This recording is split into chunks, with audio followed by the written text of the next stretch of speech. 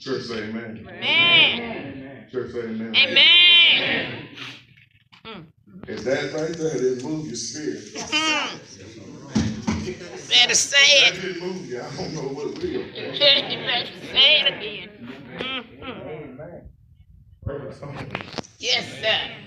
The right person. Yes, yes, yes. Repeat after me. Say, I was glad.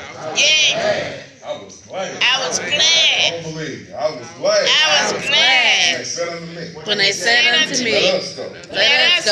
Let us go. Let us go Into the house of the Lord. into the house of the Lord. Yes, sir. I'd like to thank all the brothers that led us in worship this morning. Yeah. And the songs that were sang and the Yeah. scripture that was read and the prayer. And the praise. Yeah.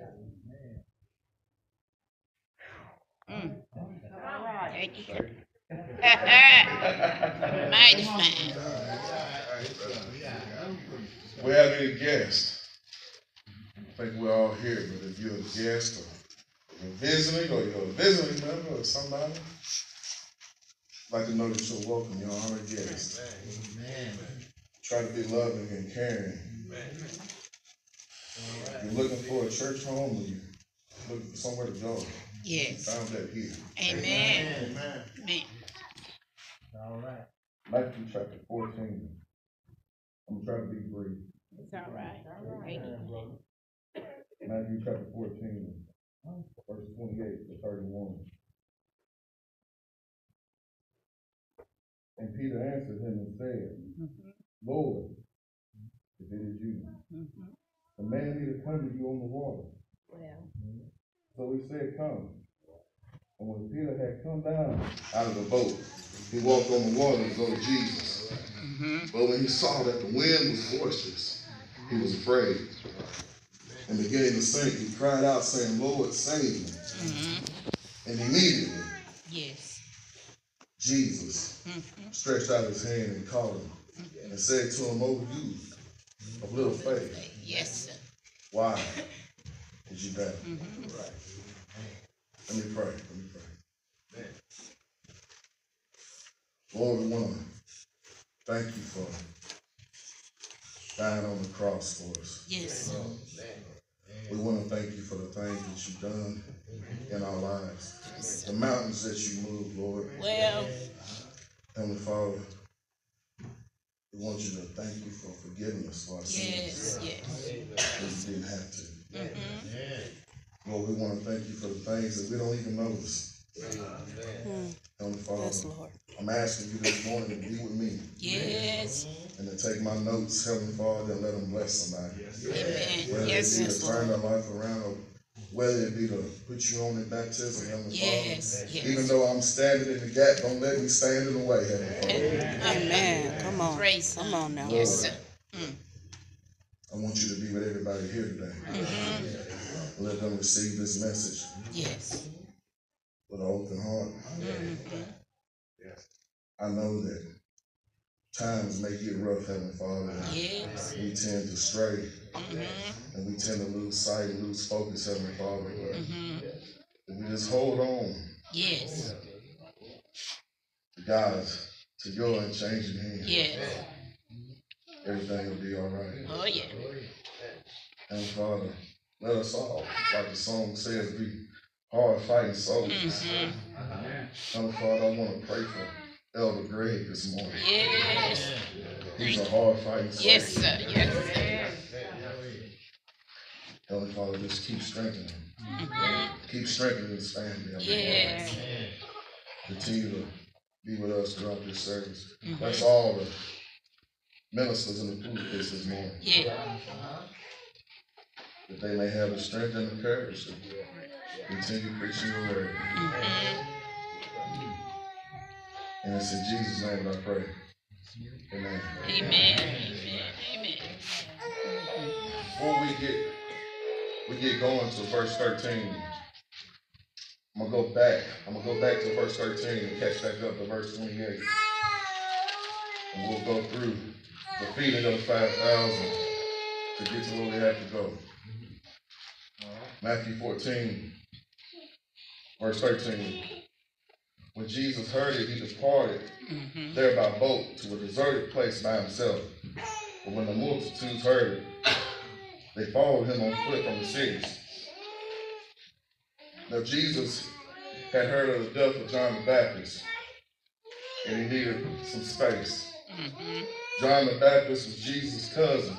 If you go over to Luke chapter 1, verse 13 through 17, you see where an angel was talking to Elizabeth.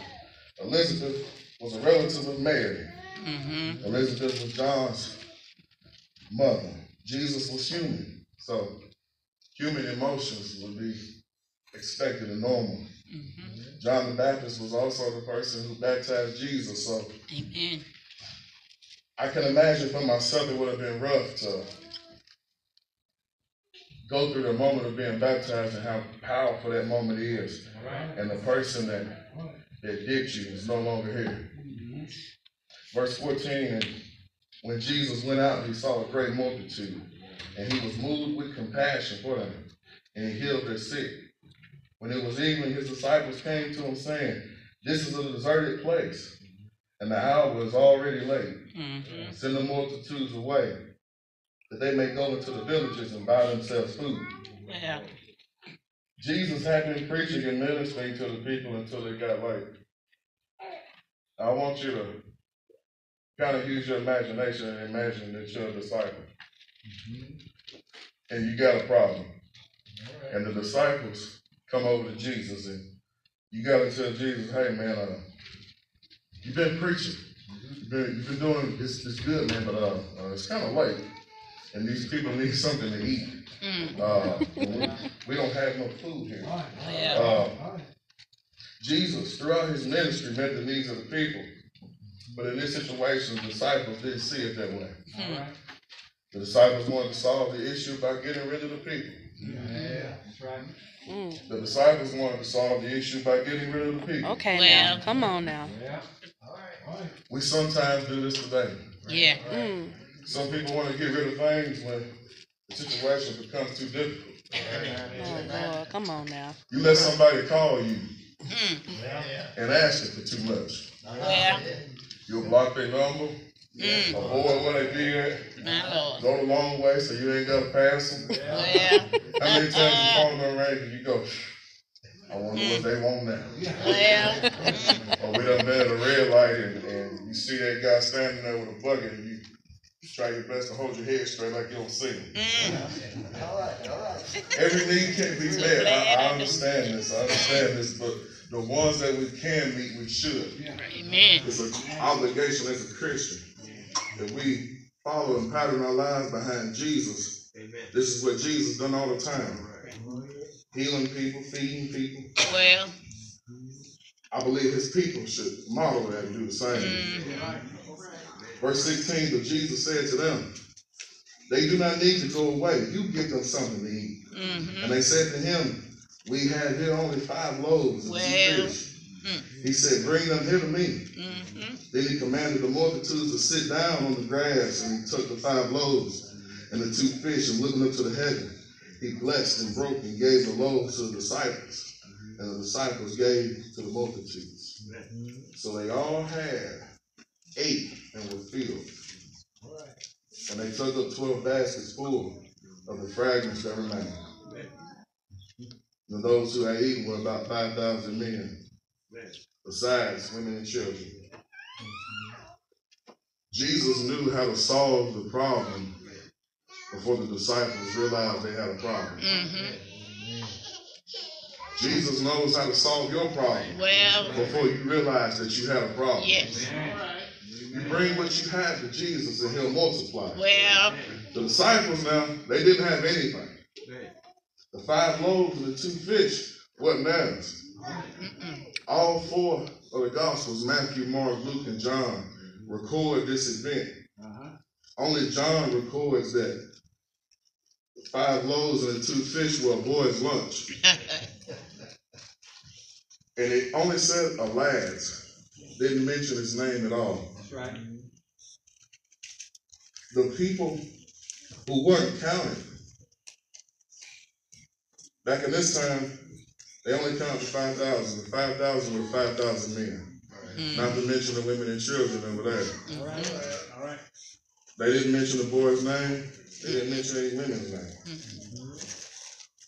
The people there who were not counted were probably responsible for the lunch being there. Amen. I imagine the boy brought it because the scripture said it, but I imagine somewhere there was a woman that made his lunch. Yeah. Yeah, amen. Jesus can use people that wasn't counted and people that's been discounted to uplift the kingdom. Well. People that we don't pay attention to and people that we don't really think of as being important, we can use them to uplift the kingdom. He done it many times. Yeah. Nobody thought Paul would turn his life around and uplift the kingdom, but he did. Nobody thought David would be able to defeat Goliath, but he did. The disciples took up 12 baskets of leftovers, and there were 12 disciples. Sometimes the Lord gives you things to hold on to remember what he's done. You might not have thought that you would come out of that relationship,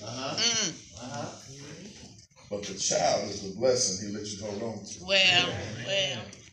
There might be some things that happen medically wise, but the scars are something he lets you hold on to. Okay, now. That's it. Yes. There was times in your life and there's some things that you got and some memories that you got, but you're not there no more. We're not there no more. He gave you that to hold on to. That way you can remember what he brought you. Well. Amen. Verse 22, immediately Jesus made his disciples get into the boat and go before him to the other side while he sent the multitudes away. And when he had sent the multitudes away, he went up on the mountain by himself to pray. Now when evening came, he was alone there, but the boat was now in the middle of the sea, tossed by the waves, for the wind was contrary. Now in the fourth watch of the night, Jesus went to them walking on the sea. And when the disciples saw him walking on the sea, they were troubled, saying, "It is a ghost." And they cried out for fear, but immediately Jesus spoke to them, saying, "Be of good cheer. It is I. Do not be afraid." Sometimes it's hard to recognize Jesus in the storm. Amen. All right. When things around you might not be going in your favor. And bills need to be paid and kids are acting up and cars breaking down and foreclosures and jobs getting laid off and bosses are trying to fire people and people are dying around you and illness and sickness and the list goes on and on and on. And sometimes it's hard to recognize Jesus in the midst of the storm. He's right there with you. He said, "I'll never leave you. Nor will I forsake you." The fourth watch of the night is between 3 and 6 in the morning. And I'm glad to know that I serve a God that I can call between 3 and 6 in the morning. I might not can call my friends. I might not can call my family. I might not can call my wife. I might not can call my mom. I might not can call my daddy. I might not can call anybody, but I know, and I want you to know that you can call on Jesus. Yes, sir. I serve a God that I can call when people look at their phone and say, "Phew, what does he want now?" I know that's right. The teaching. Verse 28. And Peter answered him and said, "Lord, if it is you, command me to come to you on the water." So he said, "Come." And when Peter had come down out of the boat, he walked on the water to go to Jesus. But when he saw that the wind was boisterous, he was afraid and beginning to sink. He cried out, saying, "Lord, save me." And immediately Jesus stretched out his hand and caught him and said to him, "O you of little faith, why did you doubt?" And when they got into the boat, the wind ceased. Then those who were in the boat came and worshipped him, saying, "Truly, you are the Son of God." I want to read for you a poem by a woman named Carolyn Carter. One night a man had a dream. He dreamed he was walking along the beach with the Lord. across the sky flashed scenes from his life. For each scene, he noticed two sets of footprints in the sand. One belonging to him, and the other to the Lord. When the last scene of his life flashed before him, he looked back at the footprints in the sand. He noticed that many times along the path of his life, there were only one set of footprints. He also noticed that it happened at the very lowest and saddest times in his life. This really bothered him, and he questioned the Lord about it. Lord, you said that once I decided to follow you, you would walk with me all the way. But I have noticed that during the most troublesome times in my life, there is only one set of footprints. I don't understand why, when I needed you the most, you would leave me. The Lord replied, my son, my precious child, I love you and I would never leave you. During your times of trial and suffering, when you see only one set of footprints, it was then that I carried you. Yes, sir. Make it plain. Peter, back in the top of that. And Peter answered him and said, Lord, if it is you, command me to come to you on the water. When he's saying, Lord, if it is you, he's really saying, Lord, since it is you. He had recognized who Jesus was at this point. Peter let go of Jesus' hand. Not his physical hand, but his spiritual hand. All right. He had the seat of baskets before he stepped out of the boat into the water. And remember what Jesus had just done hours ago. There's times where we may lose faith. But if we go back over our past, we remember what he's done for us and what he's brought us through. Yeah, come on now. The disciples had a problem, and they needed to feed the 5,000. And they didn't know how to do it, but they brought what they had to Jesus, and he multiplied it and solved their problem. No matter how difficult it gets, we can't let go of God's unchanging hand. You got to tell yourself to hold on. Things around you may be falling apart, but hold on. You may lose your job, but hold on. You may lose a house, but hold on. You may lose a loved one, but hold on. You may lose your mind, but hold on. And just keep holding on, because a day will come. And no man knows the day nor the hour. No, sir. And you'll move into your new mansion and have a new robe and a crown. I'm glad this morning that I serve a God that I can call and nobody else answers. I'm glad that I serve a God that knows my problems and knows my struggles before I even know them, and he knows how to solve them. I'm glad that I serve a God that can take people that's not counted and people that's discounted and people that's not giving credit and take them and use them. Come on now. I'm glad this morning. All right now. Good team. Come on now, preacher.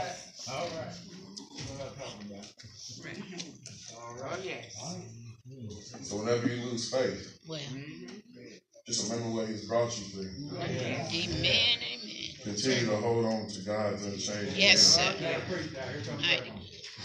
Continue to hold on to God's unchanging hand. And he'll continue to pull you through whatever it may be.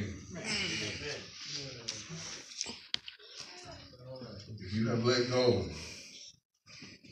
and need prayer, or you want to grab his hand today, so it's over people on. It's all right. We're about to sing the song of invitation. How do you come to the Lord? You come by hearing, believing, repenting, confessing, and being baptized. But it doesn't just stop there. You have to be faithful. A lot of times, and I know this, especially myself from experience and living, a lot of times there's an expectation set that we have to be perfect. And be perfect. You're going to make mistakes. And you're going to fall down. And you're going to do things that you shouldn't have done. You're going to say things that you shouldn't have said. You're going to think things that you shouldn't have thought. But you have to get back up. Oh, yes. You have to keep going. You have to keep trying. It's okay. If anybody, if you give your life to the Lord, and anybody gives you anything about it, if you fall, they in the wrong themselves. Amen. Too many times, a lot of people set an expectation for themselves. It's unrealistic. You just come to the Lord, He'll do the rest. Yes. He'll change your life. Yes, He will. Yes, He will. If you have heard anything, if you like me to be baptized, you want to ask the church for prayer, you come while we stand and sing the song of invitation. Yes. Everybody on the hold to this, hold on to my God. Everybody on the hold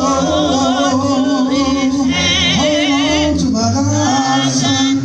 Yes, if you do, you can be all things in time. Yeah, everybody on the hold. Everybody got hold on to my God. Yes, everybody got hold on to my God. Yes, if you do, you can be hold on. Everybody got hold on. All my sisters are the whole, yes, sir.